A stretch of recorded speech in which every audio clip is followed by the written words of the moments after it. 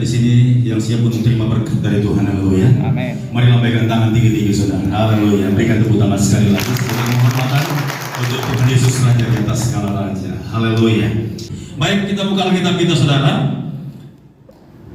1 Petrus pasal 2. Malam hari ini Tuhan juga masih menyuruh saya untuk membentangkan firman Tuhan ini.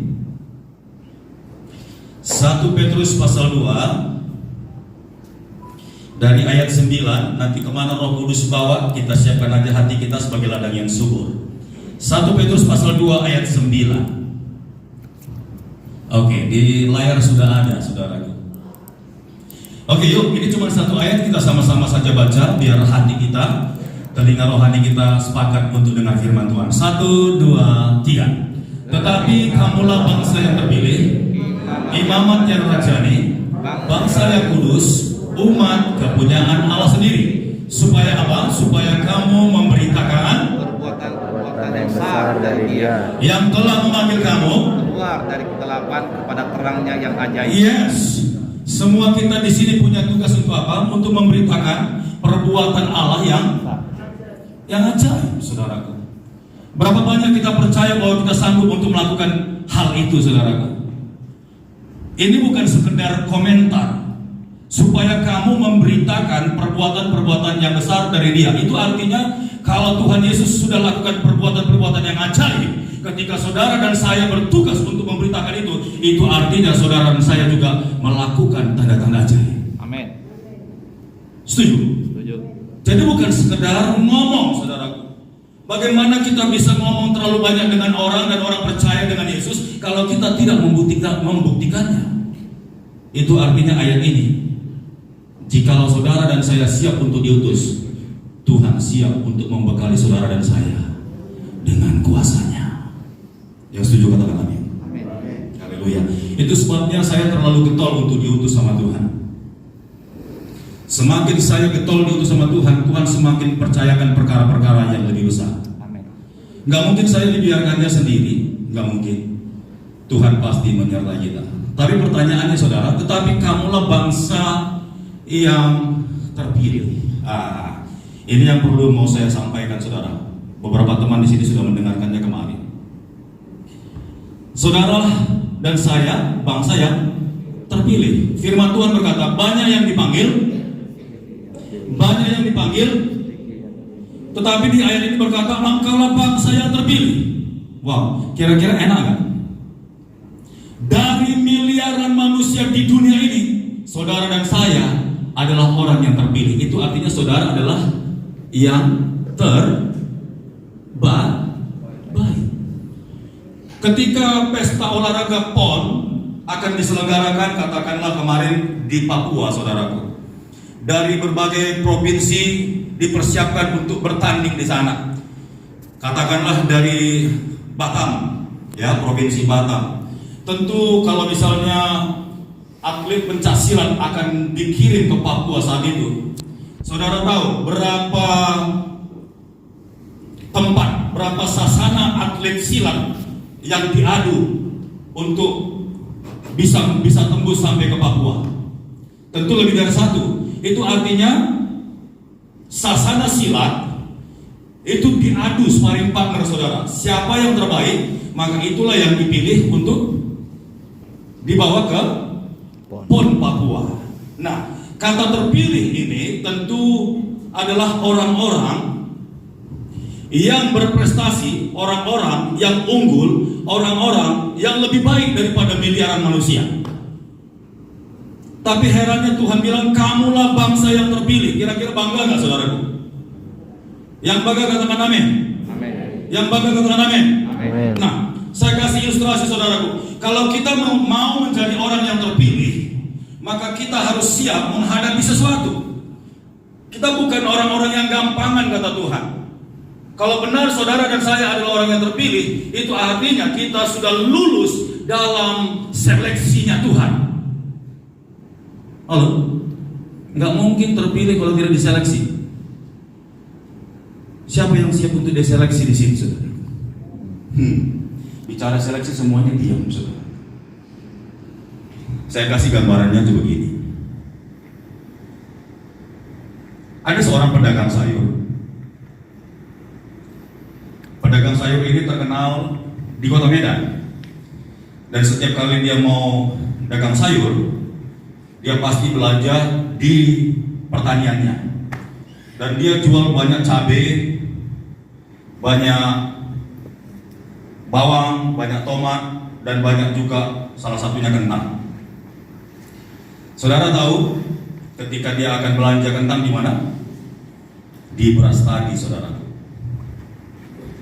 Nah, ketika dia akan belanja kentang ini, saudara, dia pergi ke Brastagi, dan di Brastagi itu banyak truk yang sudah mangkal di situ, isinya di dalamnya kan kentang. Tetapi kentang-kentang di dalam truk ini belum kelihatan, saudaraku, karena bercampur dengan tanah. Lalu si pedagang ini bilang sama supir truknya, "Bang, tolong dulu bawa truk ini ke bukit sana." Saudara tahu, supir itu bingung, kenapa mau dibawa ke bukit sana. Lalu si bos sayur ini bilang, "Kamu saya bayarin nanti deh uang bensinnya." Lalu si pedagang ini tahu kalau dia salah membeli truk yang isinya kentang itu, maka dia akan rugi. Karena di dalam truk itu nggak jelas, karena petani-petani itu banyak yang berbohong, salah borong satu truk, maka isinya banyak yang tanah, banyak kentang kecil-kecil. Ya. Lalu pedagang ini mulai, "Yuk kita naik ke bukit-bukit." Dia bilang apa? "Pilih jalan yang paling jelek." Saudara sudah bisa tangkap ya, sudah bisa bayangkan apa tujuannya. Lalu mereka jalan, si supir ini juga bingung, kenapa saya disuruh yang cari jalan yang jelek. Jadi supir itu mulai, di belakang truk ini apa tadi saudara? Kan yang isinya tidak jelas. Lalu begitu mobilnya naik ke tanjakan, itu baknya juga sudah mulai turun. Lalu jalannya udah 15 menit naik bukit, turun lagi dia. Kemudian sampai ke terminal juga lagi yang tadi. Saudara bisa bayangkan? Untuk mencari kentang pilihan, tekniknya harus diapain? Digoncang. Pernahkah ibu-ibu sedang akan membuat kue dan mengayak tepung? Ketika tepung diayak, butiran halus atau butiran kasar yang naik di atas? Sungguh, pernahkah bapak-bapak melihat tukang sedang mengayak pasir? Begitu diayak pasirnya, yang naik di atas itu pasir-pasir kerikil yang besar atau yang kecil? Halo, malam hari ini saya mau bilang, untuk mendapat sesuatu yang pilihan, siap digoncang dulu. Siapa yang siap digoncang malam hari ini? Tidak berani? Halo? Ketika ibu katakan aku siap digoncang, Tuhan perhitungkan. You are the best. Amen. Tapi kalau saudara baru bicara dengan khotbah seperti ini langsung gemetar dan gentar, Tuhan bilang, jangan-jangan ini apa namanya kalau gugur pertandingan ini dia gugur nggak masuk nominasi, dieliminasi saudara. Dan saya berharap malam hari ini setiap saudara yang mendengarkan firman Tuhan ini, dengar baik-baik. Kalau kita mengikuti firman ini, semua yang kita hadir malam hari di gereja ini siap digoncangkan, saudara. Saudara harus bilang apa? Amin. Amin. Ayo ikut saya. Amin. Amin. Iya saudaraku. Kitab Ibrani pasal 12 bilang begini. Berfirmanlah, satu kali lagi aku akan menggoncangkan apa? Bukan hanya bumi saja, tetapi langit juga. Untuk mencari orang-orang pilihan Tuhan, itu caranya hanya dengan digoncang, saudaraku. Ketika ekonomi saudara digoncang sedikit, apakah saudara tetap setia atau tidak? Ketika saudara kesehatanmu digoncang sedikit, apakah saudara tetap setia dan ikut ibadah atau tidak? Ketika keluargamu, pekerjaanmu, usahamu, bisnismu, dan segala-galanya sengaja digoncang sama Tuhan, engkau tetap berdiri menyembah Tuhan dan tetap setia dan tetap panggil Dia atau tidak, saudara? Kalau ternyata kedapatan engkau tidak setia, engkau gugur dalam konteks ini, saudara. Sekali lagi siapa yang siap digoncangkan, saudaraku? Amin. Don't be afraid. Don't be afraid.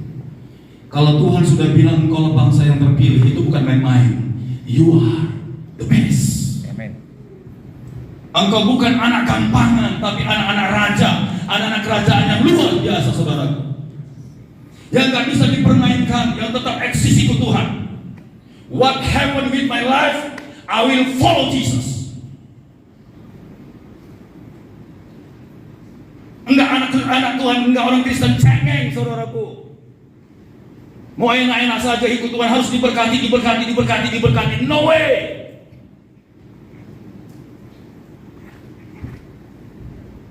Ini proses. Kalau nggak lulus di awal itu dipilih Tuhan, maka nggak mungkin bisa lakukan perbuatan-perbuatan yang besar, yang ajaib. Hanya orang-orang yang sudah lulus ujian, orang-orang yang sudah pernah digoncang sama Tuhan, yang berani ngomong sama orang tentang Yesus. Betul atau tidak? Aku sudah pernah lewatin ini. Aku tetap setia sama Tuhan. Ketika Dia berbicara di depan orang, ada bukti dan fakta bahwa Dia sudah melewati hal itu.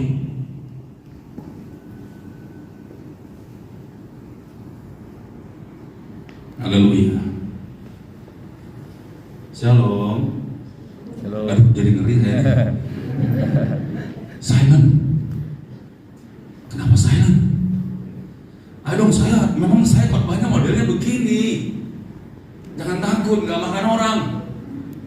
Hambanya Pastor Cipto, dia tahu, makanya dia senang. I like this style. Ada men?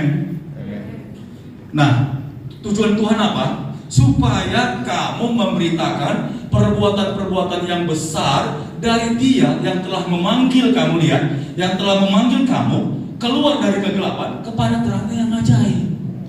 Itu proses. Kalau saudara nggak pernah melewati jalan gelap, bagaimana mungkin saudara bisa cerita sama orang lain tentang sesuatu yang menyeramkan ketika lewat jalan gelap? Nggak mungkin, kan? Ayo dong, siapa yang siap untuk dipakai Tuhan luar biasa? Amin. Siapa yang siap? Oh, giliran kalau siap dipakai Tuhan luar biasa, angkat tangan Nabi. Oke, gak apa-apa lah. Siapa yang siap dipakai Tuhan luar biasa, angkat tangannya. Yes. Ayo dong, tinggi-tinggi. Wah, itu tadi waktu pertama semua angkat tangan, sekarang gak berani. Aduh, gimana nih?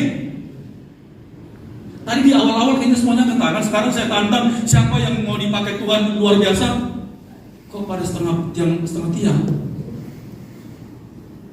Oke lah, gak apa-apa lah.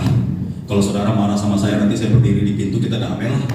Sebelum saya pulang ke Jakarta, jangan sampai nanti saya, Pastor Cip, pendeta begitu jangan diundang lagi lah. Nggak bermutu gitu kan. Oke. Nanti kita damai ya, minta maaf sebelumnya deh. Oke. Amin. Amin. Aduh, semangat dong, aku biar semangat nih korban nih. Amin. Amin. Nah, oke gitu ya. Oke lah, yuk kita kunjungi dulu Om Amos. Oh, itu dia.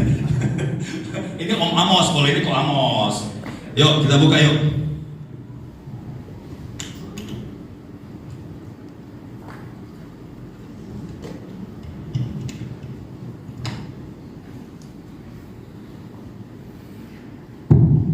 Amos 5.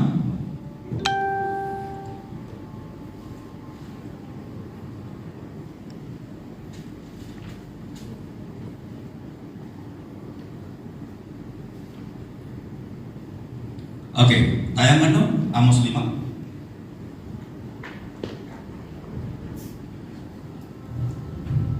Sorry, dari ayat 4.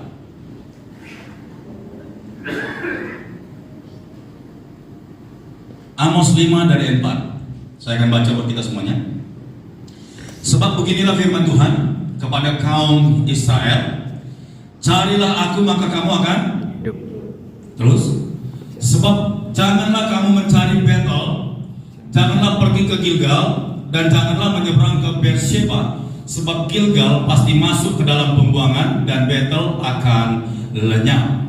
Carilah Tuhan, maka kamu akan hidup, supaya jangan ia memasuki keturunan Yusuf bagaikan api yang memakannya habis dengan tidak ada yang memadamkannya bagi Betel. Oke, coba munculkan lagi ayat yang tadi, yang ayat 4.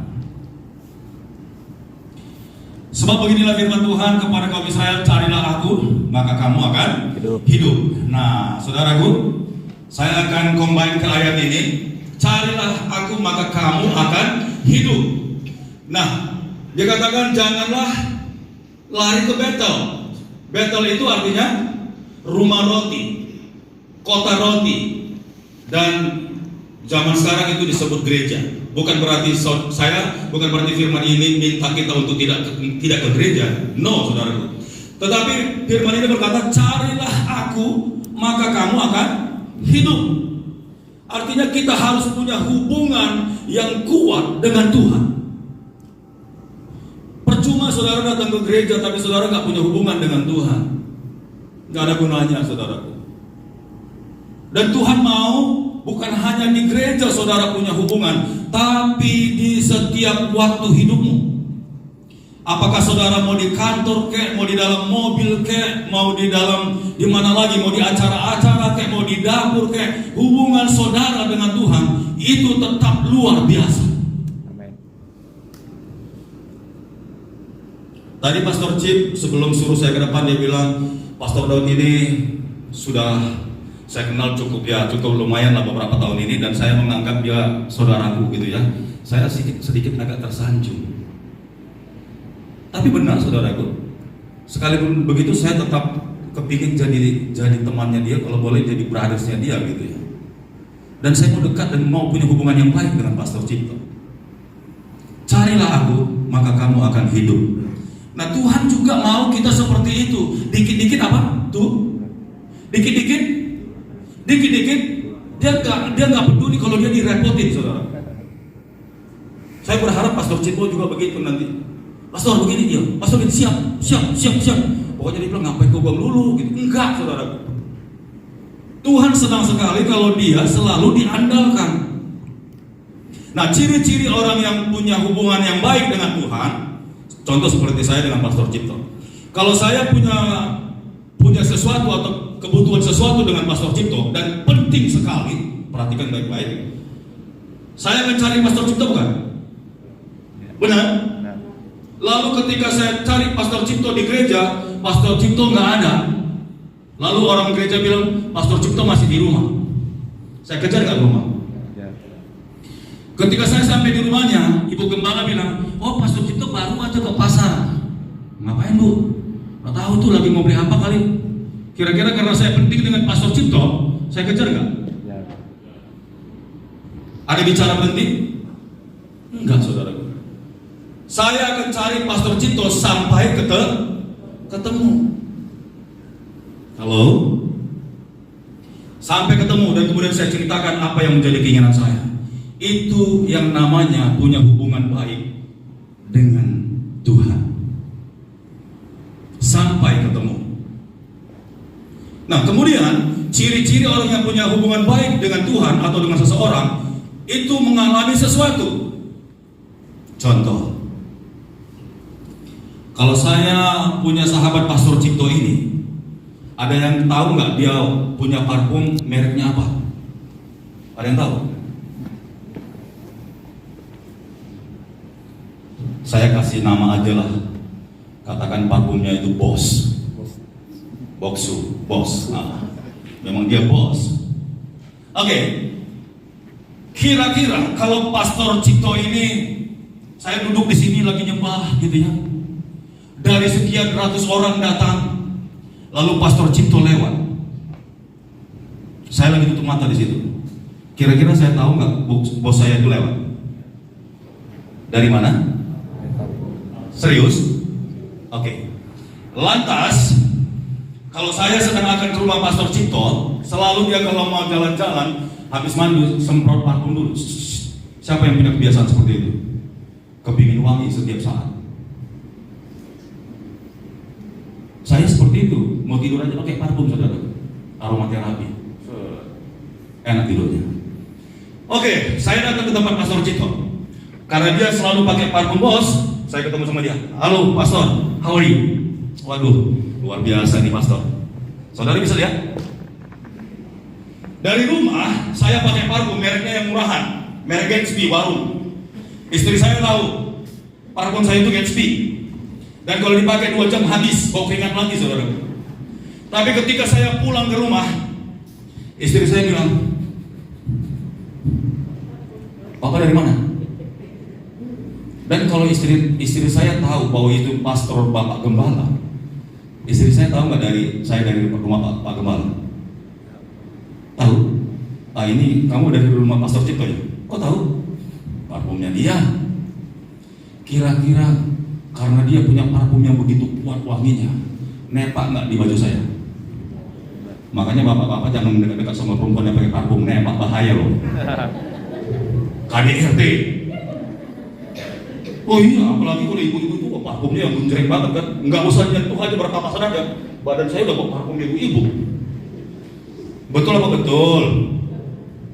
Realita. Nah saudaraku, kalau saya sering berhubungan dan bergaul dengan Pastor Cito, aromanya dia itu yang lebih kuat itu akan nepak di saya. Dan saya nggak pakai parfum sekalipun, maka badan saya akan wangi.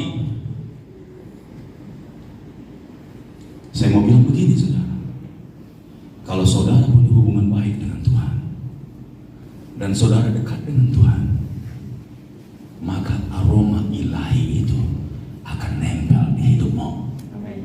Amin. Aroma ilahi. Coba bilang sama dirimu, aroma ilahi bro. Bilang. Tante, aroma ilahi. Ayo bilang. Bilang pak sebelahnya, aroma ilahi. Jangan bilang lu bau apa lu? Aroma apa lu? Jangan bau mirah. Halo, Daniel ketika dia tahu akan dieksekusi mati saudaraku, karena dia nggak mau menyembah patung yang dibuat raja yang ada di istana di Babel. Dan karena teman-temannya itu iri sama dia karena dia seorang sahabat raja yang dikasihi raja itu saudaraku, akhirnya dipengaruhi bahwa raja harus buat patung dan semua pegawai-pegawai istana itu sujud menyembah patung itu. Terdapatlah Daniel tidak mau menyembah patung itu. Hati raja itu bersedih, kenapa sahabat baikku ini yang harus kena hukuman mati? Alkitab mencatat 3 kali Daniel naik ke atas atap ke lotengnya dia dan dia menyembah Tuhan dan diarahkan ke Yerusalem ke mesbah Tuhan saudaraku. 3 kali sehari dia doa sama Tuhan. Tuhan, aku percaya Engkau Allah yang dasar, aku percaya Engkau Allah yang luar biasa, Engkau Allah yang menyertai-Ku Tuhan. Aku percaya Engkau tidak pernah tinggalkan aku Tuhan. Saudara tahu karena hubungan baik Daniel dengan Allah, aroma hidup Daniel itu semua jadi aroma yang ilahi. Ketika hari eksekusi itu tiba saudaraku, raja bilang, maafkan saya Daniel, karena kamu tidak mau menyembah patung yang kuat, terpaksa kamu harus kena jatuh hukuman. Daniel gak takut saudaraku. Daniel bilang gini sama raja, baiklah tuanku raja, enggak usah bersusah-susah, karena gua singa itu bukan tembok ada bolong begini saudaraku. Gua singa itu ada di lantai, di dasarnya tuh kayak ruang besar dan ada besi jeruji gitu loh. Dan singa udah kelaparan di situ. Kalau orang baru pintu dibuka terbangnya begini, apa namanya teralisnya itu singa sudah lompat dan tarik ke bawah. Nggak lama tinggal tulang saudara. Tapi Daniel, dia bilang begini, raja, biarkan saya jalan sendiri ke lubang itu. Nggak usah suruh pengawalmu. Nanti pengawalmu mati diterkam sama singa itu. Daniel, God bless you. Dia jalan ke lubang singa. Ini lubangnya, mulai masuk nih. Singa cuman bengong aja gini. Saudara tahu kenapa singa nggak mau makan Daniel? Tahu kenapa? Singa hanya mau dan menjadi lapar kalau dia mencium aroma daging. Tapi Daniel tidak punya aroma daging lagi. Bisa tahu? Bisa ngerti sampai sini? Ketika Daniel masuk lubang singa itu, saudaraku, singa itu tidak mencium aroma daging lagi dalam Daniel, tapi aroma ilahi, saudaraku. Itu sebabnya singa itu nggak bisa memakan Daniel, saudaraku. Saya percaya kalau kita semuanya di sini punya hubungan baik dengan Tuhan, maka hidup kita ini akan penuh dengan aroma ilahi. Amin.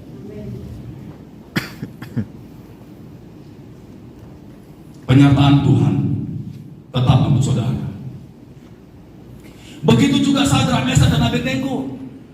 Ketika dia akan dijatuhi hukum mati, akan dibakar di perapian yang lebih besar dari yang biasa, 7 kali lebih besar. Saudara tahu perapian itu, kalau kita lihat peleburan besi, itu orang harus pakai baju tahan panas ya, untuk bisa nyorong-nyorong besi, saudara. Ini 7 kali lebih besar. Dan orang kalau udah dekat begini saja, itu udah mukanya itu udah panas sekali, saudara. Apalagi 7 kali. Ketika hari eksekusi tiba, saudaraku, itu Sadrak, Mesak dan Abednego tenang aja dia. Oke. Dia bilang begini sama raja, dengar tuanku raja, kami tidak akan pernah mau menyembah patung yang tuanku raja. Dan ketahuilah, sekalipun Allah yang kami sembah itu tidak menolong kami, sekali-kali kami tidak akan menyembah patung yang tuanku raja buat. Wow, ini orang yang terpilih, saudara. Tampil beda. Lalu ketika dia memang harus masuk ke perapian itu, pengawal 2 orang udah tarik mereka berjalan, saudara. Perlahan-lahan masuk ke tempat pintu tungku itu. Saudara tahu saking panasnya, sendalnya pengawal itu udah lengket, saudara.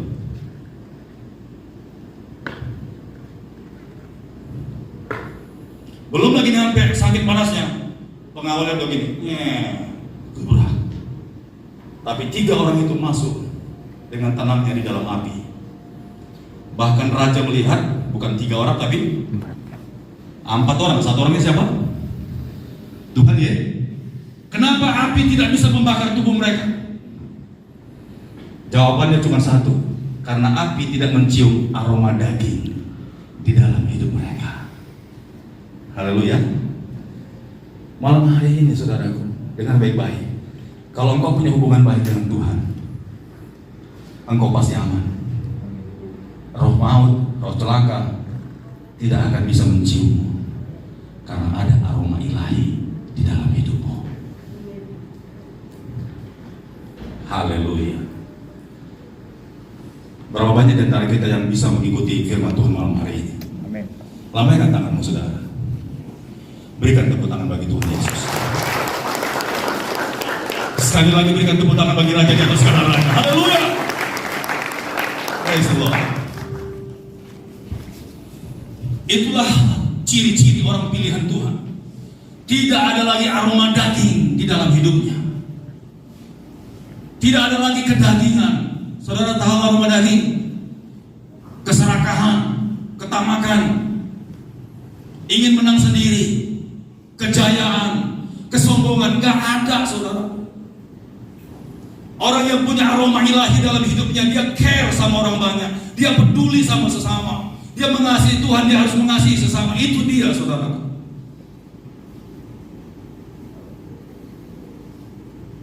Oh, praise the Lord. Yuk kita buka satu kisah lagi sebelum saya mengakhiri. Haleluya. Kita buka Markus pasal 7.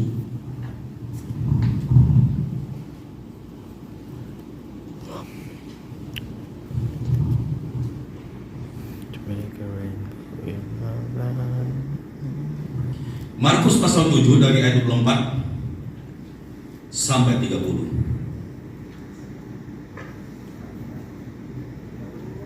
Oke, saya akan bacakan buat saudara. Lalu Yesus berangkat dari situ dan pergi ke daerah Tirus. Ia masuk ke sebuah rumah dan tidak mau bahwa ada orang yang mengetahuinya, tetapi kedatangannya tidak dapat dirahasiakan. Terus, Malah seorang ibu yang anaknya perempuan kerasukan roh jahat segera mendengar tentang dia, lalu datang dan tersungkur di depan kakinya. Lihat, ibu ini yang anaknya kerasukan jahat aja kepingin punya hubungan yang baik dengan Tuhan. Terus, perempuan itu seorang Yunani, bangsa Sirofenisia. Ia memohon kepada Yesus untuk mengusir setan itu dari anaknya. Lalu Yesus berkata kepadanya, biarlah anak-anak kenyang dahulu, sebab tidak patut mengambil roti yang disediakan bagi anak-anak dan melemparkannya kepada anjing. Tetapi perempuan itu menjawab, benar Tuhan, tetapi anjing yang di bawah meja juga makan remah-remah yang dijatuhkan anak-anak. Maka kata Yesus kepada perempuan itu, karena kata-katamu itu, pergilah sekarang, sebab setan itu sudah keluar dari anakmu. Oke, ayat 30. Perempuan itu pulang ke rumahnya, lalu didapatinya anak itu berbaring di tempat tidur. Setan-setan itu sudah keluar. Nah, saudaraku, ketika Tuhan Yesus akan masuk ke kota apa tadi? Tirus ya? Coba yang pertama.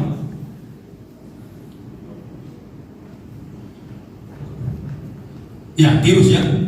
Nah, Yesus itu sebenarnya kepingin rest, saudaraku, karena sepanjang hari dia pelayanan dan lelah. Karena Yesus itu tidak sendiri, dia selalu bersama-sama dengan murid-muridnya dan gak bisa disembunyikan. Jadi kalau Yesus jalan itu selalu didampingi sama 12 rasul itu, saudaraku. Itu orang-orang tahu ya, ngomong gitu, bukannya kayak maling jalan. Tapi Yesus bilang, jangan berisik dulu, saya mau masuk ke Tirus ini dengan tenang. Tetapi perempuan Sirofenisia ini tahu bahwa Yesus masuk ke kota itu. Dia nggak tinggal diam, karena dia punya masalah, saudaraku. Anaknya kerasukan setan. Lalu dia hadang Tuhan Yesus, dia bilang, Tuhan tolonglah, anakku sedang kerasukan setan. Jawab Yesus apa, saudara? Coba baca tadi. Tolong turunkan lagi ayatnya.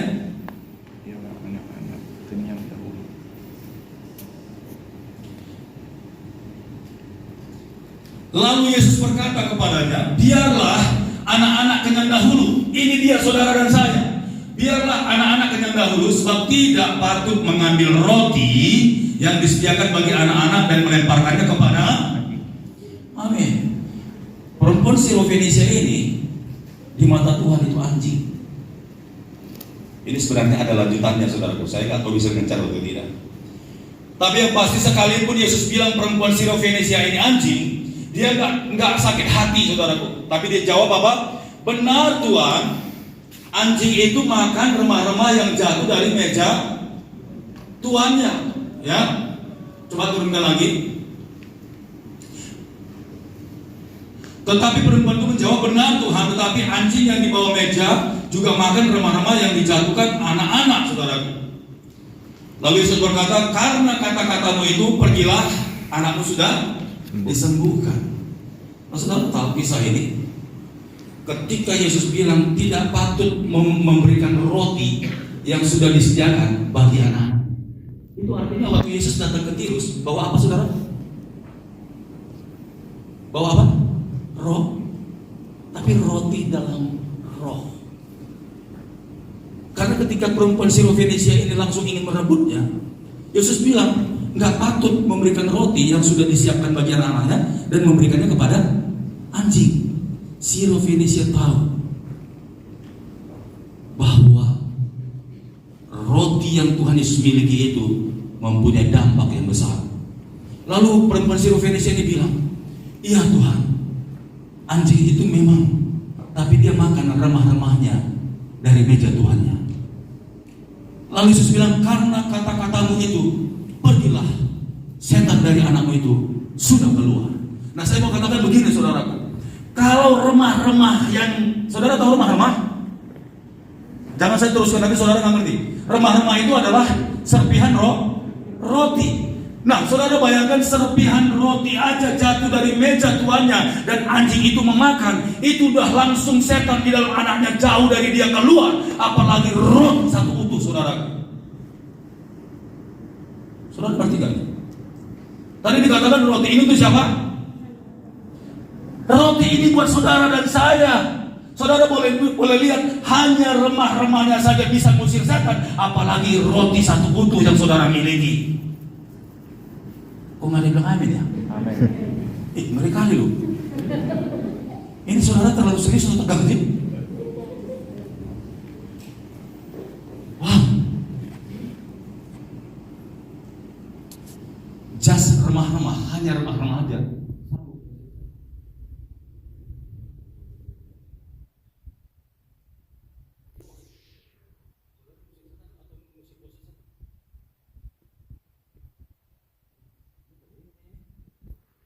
Halo, jangan sampai kecolong berkata sama perempuan Sirofenisia, saudaraku. Kalau dia rebut remah-remahnya aja, itu setan sudah kalang kabut. Apalagi roti yang Tuhan siapkan bagi anak-anaknya saudara dan saya ini. Bukankah bosnya setan, jenderalnya setan juga bisa keusir? Bukankah itu juga tadi yang 1 Petrus pasal 2 tadi, memberitakan perbuatan-perbuatan yang baik, yang dahsyat, yang besar dari dia? Halo, wake up.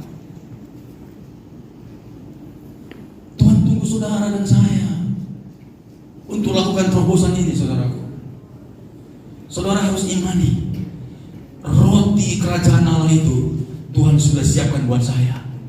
Pegang baik-baik, sampai baik-baik. Kalau remah-remahnya saja jatuh dari meja tuannya dan dimakan sama anjing, itu sudah membawa dampak yang sangat besar. Setan dari dalam diri anaknya sudah keluar. Apalagi kita yang memiliki roti utuh itu, saudaraku. Wow, luar biasa. Siapa yang siap di sini untuk terima roti itu, saudaraku? Ayo dong, wake up, saudaraku. Ya, ini tahun terobosan, saudaraku. Sebentar lagi kita lewat tahun 2, udah jadi tahun 2002. Tahun tuayan besar. Tahun tuayan besar, saudaraku. Saya mau bilang, hanya orang-orang benar saja yang siap untuk lakukan tuayan itu. Jangan pernah iri hati nanti kalau sebelahmu itu yang serius sama Tuhan akan diberkati oleh Tuhan luar biasa. Kitab Mazmur 60 berkata, maka kekayaan bangsa-bangsa akan dipindahkan ke rumah Tuhan. Halo. Tugas ini bukan dikerjakan sama gereja saja, tapi semua jemaat yang namanya anak-anak kerajaan Allah juga harus ambil pekerjaan ini, saudara. Tuayan besar-besaran. Jadi jangan heran nanti saudara, waktu bergerak, kemudian Roh Kudus pimpin saudara untuk lakukan sesuatu, doakan seseorang, kemudian beritakan Injil dan orang itu bertobat. Ketika dia sakit, saudara tumpang tangan, gak usah undang lagi Bapak Gembala, saudara lepaskan in Jesus name, be healed, dan orang itu sembuh. Dan jangan saudara kaget, loh kok saya bisa doain orang sembuh.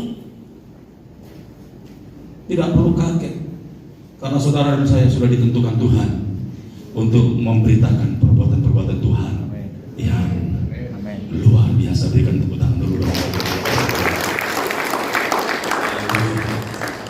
Praise the Lord, saudara. Malam hari ini saya nggak usah panjang-panjang, ya, 40 menit.